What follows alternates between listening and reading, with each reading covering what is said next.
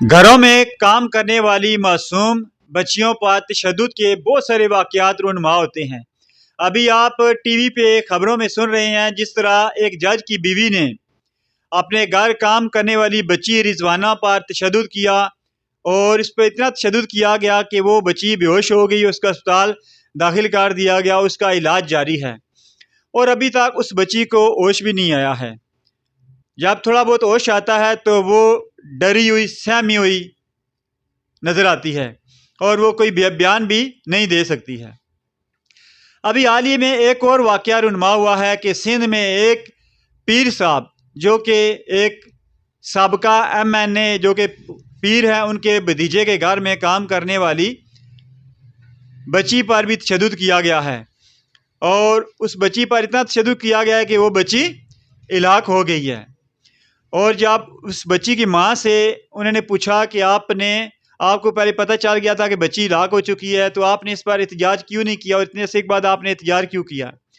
تو اس خاتون نے بتایا کہ میری 2 بچیاں بھی جو ہے وہ اس پیر صاحب کے گھر میں تھی، تو میں اس ڈر کے مارے، خوف کے مارے میں نے کسی کو نہیں بتایا کہ کہیں میری دوسری 2 بچیوں کو بھی نقصان نہ پہنچایا جائے، تو وہ ماں خاموش رہی۔ اس طرح کے جو واقعات رونما ہوتے ہیں گھروں میں جو کام کرنے والی بچیاں ہوتی ہیں ان پہ تشدد کے واقعات، اس کے لیے حکومت کو چاہیے کہ مؤثر قانون سازی کریں، اور پاکستان میں قانون تو پہلے سے ہی موجود ہیں کہ چھوٹی بچیوں سے یا بچوں سے یا کم عمر جو بچے ہوتے ہیں ان سے کام نہیں لیا جا سکتا ہے، اور اس طرح کے بہت سارے ایکٹ بھی بنے ہوئے ہیں۔ لیکن چونکہ پاکستان ایک غریب ملک ہے، اس وجہ سے لوگ اپنے بچوں کو کام پہ لگا دیتے ہیں تاکہ وہ پیسے کمائیں اور ان کی روزی کا سبب بنیں، اور جب وہ چھوٹے بچوں کو دوسروں کے گھروں میں بھیجتے ہیں تو وہ ان کے ساتھ ظاہری بات ہے زیادتی ہوتی ہے، تشدد ہوتا ہے اور اسے کام لیا جاتا ہے۔ بعض لوگوں کو بچوں کو پیسے بھی نہیں دیے جاتے ہیں اور اس سے مفت میں کام لیا جاتا ہے، اور جو بڑے بڑے لوگ چھوٹی معصوم بچیوں کو اپنے گھر میں رکھتے ہیں تو ان کو چاہیے کہ وہ بچوں کو، جو بچیاں ہوتی ہیں کام کرنے والی، ان کو اپنی بچیاں سمجھیں، لیکن ہوتا یہ ہے کہ وہ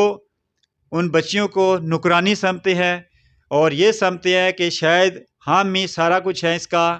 اور یہ بالکل لاوارث بچیاں ہیں، ہم چاہے انہیں ماریں یا جو مرضیاں کریں انہوں نے کہیں بھی نہیں جانا ہے۔ اور بچیوں پر، گھروں میں کام کرنے والی بچیوں پر اتنا ظلم کیا جاتا ہے کہ اللہ ہی اس کو پناہ دے سکتا ہے، اللہ ہی ان بچیوں کو بچا سکتا ہے۔ آپ نے دیکھا ہوگا کہ جو جج کی بیوی ہے وہ بھی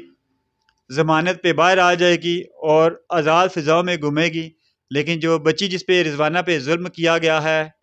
اس کا مستقبل کیا ہوگا یہ آپ خود بھی دیکھ لیجئے گا۔ اور جو بچی کو مار مار کر شہید کر دیا گیا ہے اس کے ورثاء کو سپورٹ کرنے کی ضرورت ہے کہ حکومت ان کو سپورٹ کرے اور ان کو انصاف فراہم کرے۔ یہ تھی ہماری آج کی ویڈیو، ملتے ہیں